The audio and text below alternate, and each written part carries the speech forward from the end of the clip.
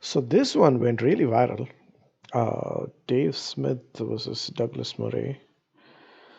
Mm,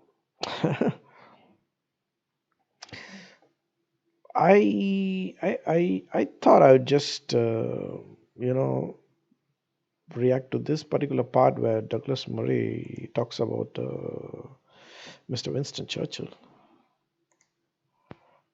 Worried about it in Yalta. He worried about it everywhere. I'm sorry, but I have to return to this point that this man manages to do one of the most heroic things in human history in standing alone against evil in its most concentrate form. And Hmm. he does about as much as any human being can do to save the civilized world. Oh, If you just park that and you go on to a plan in 1945 to try to counter Soviet domination of Europe. okay. I think here he's talking about Mr. Winston Churchill. I just want to share this, like, what kind of a good guy Mr. Churchill is. See, I'm not saying Mr. Churchill was a bad guy, but this is what he is. So there's been there's been debate whether this is from the Wikipedia article, right? Under white supremacy, if you search. So there's been debate whether Winston Churchill, who was voted the greatest ever Briton in 2002, was a racist and white supremacist. In the context of rejecting Arab wish to stop Jewish immigration policy, he said, I do not admit that the dog in the manger has the final right to the manger, though he may have lain there for a very long time. I do not admit that right. I do not admit, for instance, that a great wrong has been done to the Indians of America or the black people of Australia. I do not admit that a wrong has been done to those people. The fact that a stronger race, a higher grade race, or at any rate a more widely wise race has come in and taken their place. So that is pretty racist, isn't it? British historian Richard Toy, the author of Churchill's Empire, concluded that Churchill did think that white people were superior. So, first checkbox, racist, a tick. Now, so there's this article. This is like 6 years old. This is from The Guardian, right? So that says Churchill's policies contributed to 1943 Bengal famine, study says. Study is the first time data has been used to argue wartime policies exacerbated famine. And so this happened in 1943, okay? And apparently,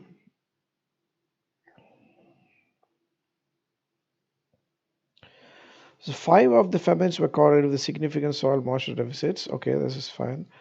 Bengal killed up to like 3 million people.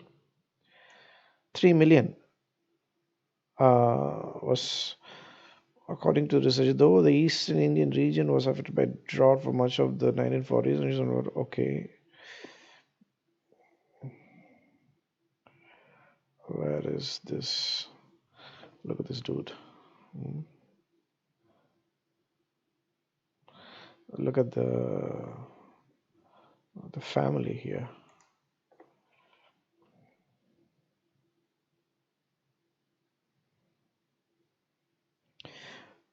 Mukherjee and others also point to Britain's denial policy in the region, in which huge supplies of rice and thousands of boats were confiscated from coastal areas of Bengal in order to deny resources to the Japanese army in the case of a future invasion. Okay.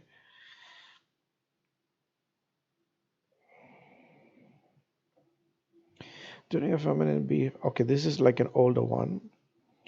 Mm, Okay. Okay, so this is the one that I wanted to point out, right? So Churchill has been quoted as blaming the famine on the fact Indians were breeding like rabbits and asking how, if the shortages were so bad, Mahatma Gandhi was still alive. So, hmm. What a heroic guy, huh? So I just did a quick, you know, ChatGPT thing. Uh, so this was my question, like how many Indians died due to British occupation, right? Like this is not like just the Churchill, but on a whole.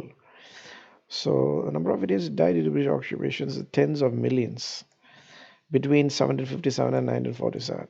Okay, some due to famines. It's like 35 to 45 million repression and violence. So there's a summary here, right?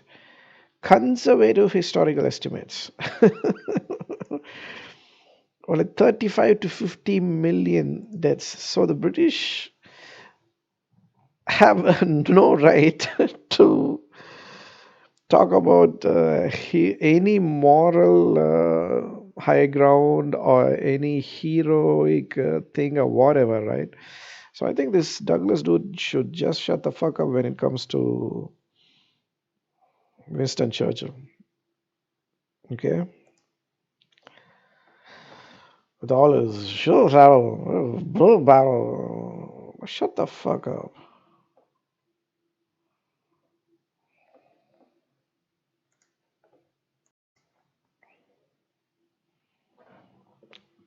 And this attitude, right? Um, that this dude has, it's like it's a quintessential British attitude.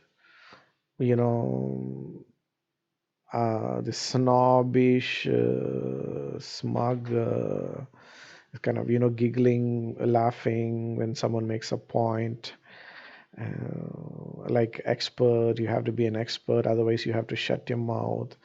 It's a very British thing, I think, because I see a lot of this kind of attitude with Indians as well, especially in the older generation ones, right?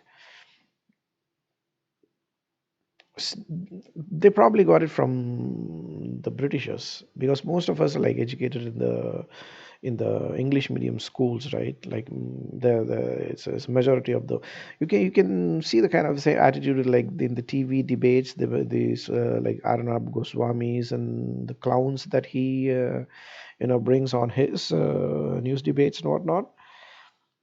Is like, see, from what I understand, there was this British dude in my office, like a ex-colleague. Like he always used to talk about this, like, oh, we British, like we are so nice people. The Germans are really bad. And then I used to like, dude, do you know how many Indians you guys killed, like, due to colonization? And then he would be like, oh yeah, yeah, yeah. Oh, and I understand if you're still mad at it. Like, no, I'm not mad at. Just move on. Like everybody has done something wrong. We all have done something wrong. But he would, no, no, no. We may be bad, but they are the worst. The Germans are there, the Russians are there, the worst. I'm like, dude, wow. And he goes back and listens to techno music, which is German. What kind of and these guys, like, I'm not sure how many of you know this. Colonial history is not even taught in these countries. I'm not sure about America, but at least in Australia, I think they don't even teach the history, the colonial history to these people.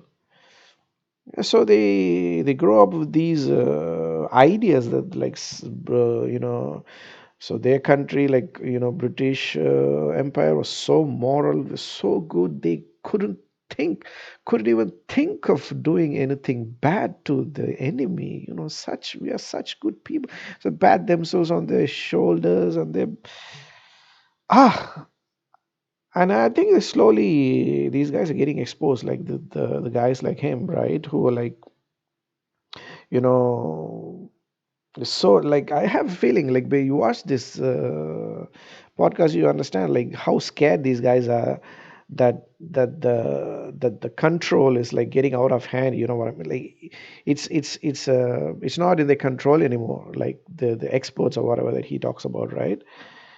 Like you can literally feel. that he's really worried, like that agenda, is like, oh, people are discussing everything, like how come this is all foul foul. uh, hmm.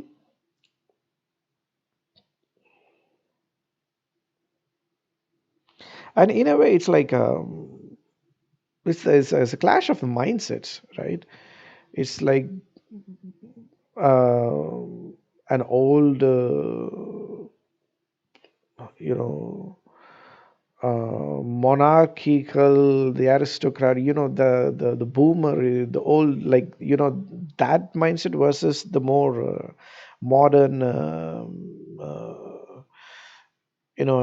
anybody has a right to talk about anything kind of mindset, right? Like, these guys, I don't think British people will ever, um, think like an American, because that's how their system is. They still like, they still have kings. They still have like, they're so scared to, i- it's almost like, a mental kowtow. You know what I mean? Like, to your superiors, and, that's exactly what I can think of. Like, it's, oh, only we are allowed to talk about all this. Like, hmm.